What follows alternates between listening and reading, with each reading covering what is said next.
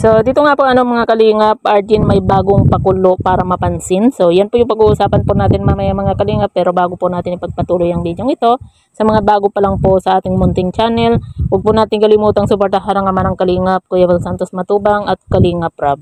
At paunawa, panoorin po muna ang full video bago mag-comment para malaman ang nilalaman nito. So, dito nga po mga kalingap, Arjen may bagong pakulo para mapansin.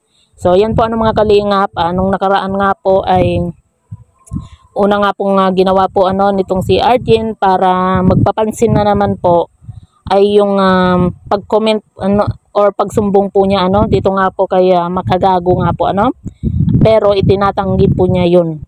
Tapos meron din po siyang post din po na ang sabi po niya sa kanyang post nga po, waiting sa part 2 and more episode.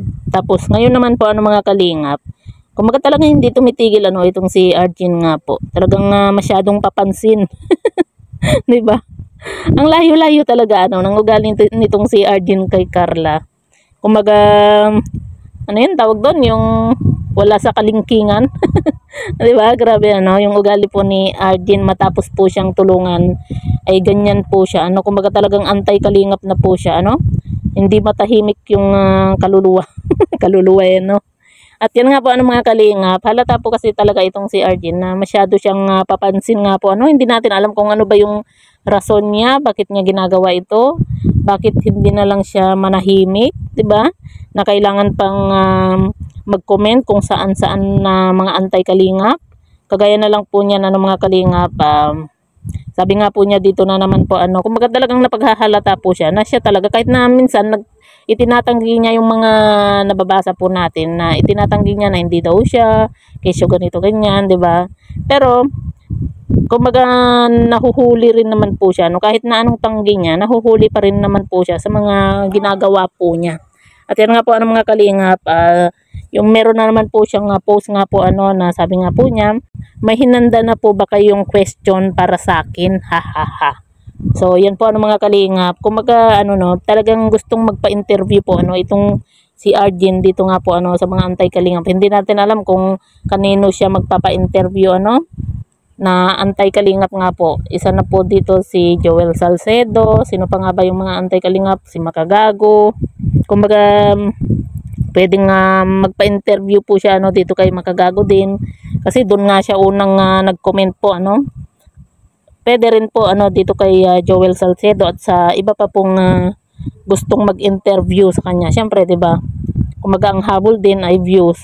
Siyempre interviewin siya at masasabi natin na kung sakasakali man po na interviewin itong si Arjen. Siyempre wala po yan sasabihin na maganda tungkol sa kalingap. Siyempre puro hindi magaganda yung sasabihin po niyan, 'di ba?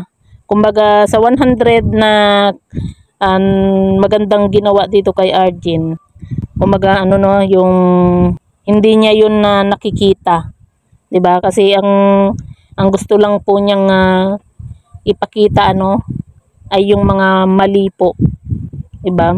Hindi natin alam kung bakit ganito itong si Arjen hindi na lang siya manahimik na kagaya ng mga ibang ex-angel, 'di ba, na tahimik lang o mag-upload lang sila sa mga channel nila, 'di ba? Kung ganun yung gawin ni Arjen, baka sakaling pa po mas marami pang blessing na dumating sa kanya kaysa yung ganyan na na gumagawa siya ng ikakabash niya, tapos pag nabash siya ng todo, andyan yung sasabihin niya. Kaya siya umalis sa kalingap dahil nga po sa nababas daw po siya, 'di ba?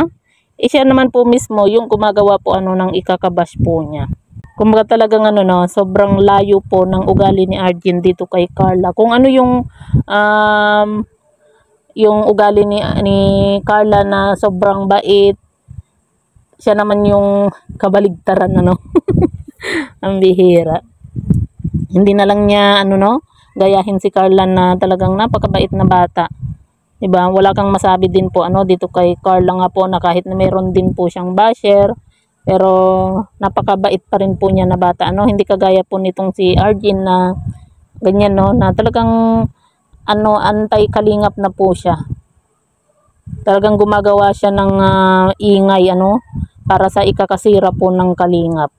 Tapos kapag makontent siya, itatanggi pa niya, 'di ba? Eh kitang-kita naman at naano naman sa mga post po niya, 'di ba?